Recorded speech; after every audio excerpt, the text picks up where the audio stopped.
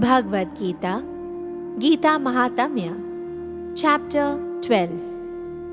Lord Shiva said, I will recite the wonderful glories of the 12th chapter of Srimad Bhagavad Gita before you, dear Parvati. In the south, there is an important holy place by the name of Kolhapur, where the temple of the Lord's divine consort Mahalakshmi is situated. Mahalakshmi is continuously worshipped by all of the demigods. That place is the fulfiller of all desires. Rudragaya is also situated there. One day, one young prince arrived there. His body was the color of gold. His eyes were very beautiful. His shoulders were very strong, and his chest was broad. His arms were long and strong. When he arrived in Kolhapur, he first went to the lake known as Manikant Tirth, where he took bath and offered worship to his ancestors. And then he went to the temple of Mahalakshmi, where he offered his obeisances and then started to pray. O Devi, whose heart is full of mercy, who is worshipped throughout the three worlds and is the giver of all fortune and the mother of creation. All glories to you, O shelter of all living entities, O fulfiller of all desires. You are the wonderful energy of Lord Achyut, who is maintaining the three worlds. You are the supreme goddess, O protector of the devotees. All glories to you. O Devi, it is you who fulfills the desires of the devotees, and it is you who engages them in the service of Lord Achyut. You are eternal and deliverer of all fallen souls. All glories unto you. O Devi, for the welfare and protection of the three worlds, you take on many forms such as Ambika, Brahmi, Vaishnavi, Maheshwari, Varahi, Mahalakshmi, Narsinghi, Indri, Kaumari, Chandika, Lakshmi, Savitri, Chandrakala, Rohini, Parameshwari. All glories unto you, whose glories are unlimited. Kindly be merciful upon me. When Mahalakshmi heard those prayers, she became very pleased and said to the prince, O prince, I am very happy with you. Please request any benediction according to your heart's desire from me.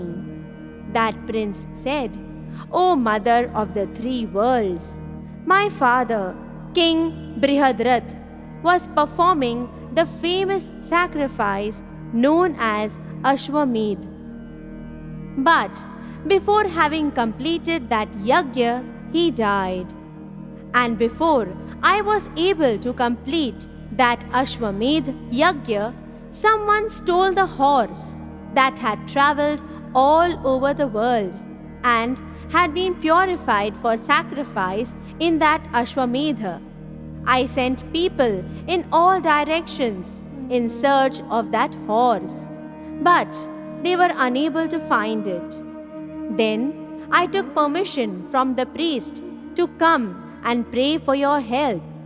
And if you are pleased with me, then kindly let me know how I can get back that horse and complete the fire sacrifice and thus fulfill my father's desire. Mahalakshmi said, O noble prince, by the gate of my temple, one highly elevated Brahman lives, who is known by the name of Siddha Samadhi. He will be able to fulfill your desire." When the prince heard these words of Mahalakshmi, he went to the place where Siddha Samadhi lived and offered obeisances to him. After having offered obeisances, he stood before Siddha Samadhi silently with folded hands. Siddha Samadhi then said, "You have been sent here by Mother Mahalakshmi, so I will fulfill your desire." Then, chanting some mantras, Siddha Samadhi brought all of the demigods before him. The prince at that time saw all of the demigods standing before Siddha Samadhi awaiting his instructions. Then Siddha Samadhi said to those demigods, "O Devas, this prince's horse, which he had kept ready for his sacrifice, was stolen at night by Lord Indra. Kindly bring that horse back now." Immediately, those demigods brought that horse before him, after which Siddha Samadhi dismissed them. When the prince saw all these wonderful happenings, he fell at the feet of Siddha Samadhi and inquired from him, "How have you attained such power, which I have not seen or heard of anyone else possessing?" "O great sage, kindly hear my request. My father, King Brihadrath, while beginning the Ashwamedha sacrifice, died unexpectedly, and thus I kept his body in pure boiled oil. Kindly, if you desire, please bring him back to life." Hearing this, Siddha Samadhi gave a little chuckle and said, "Let us go to that place where you have kept your father's body." When they reached that place, Siddha Samadhi took some water in his hand and, while chanting some mantras, he sprinkled the water onto the head of the dead body of King Brihadrath. As soon as that water touched his head, the king sat up and inquired from Siddha Samadhi, "O great devotee, who are you?" The prince immediately informed his father of all the events which had taken place.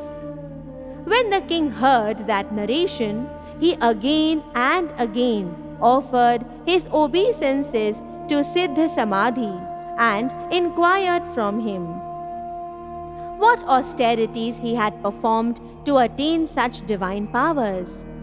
Hearing the king's inquiry, Siddha Samadhi replied, "My dear King Brihadrath, daily I recite the 12th chapter of Srimad Bhagavad Geeta." Hearing those words of that great devotee, the king learnt from Siddha Samadhi the 12th chapter of Srimad Bhagavad Geeta. In the course of time, both the king and his son attained the lotus feet of Lord Krishna. Many other people have achieved the topmost goal, devotion to Lord Krishna's lotus feet, by reciting the 12th chapter of Srimad Bhagavad Geeta daily.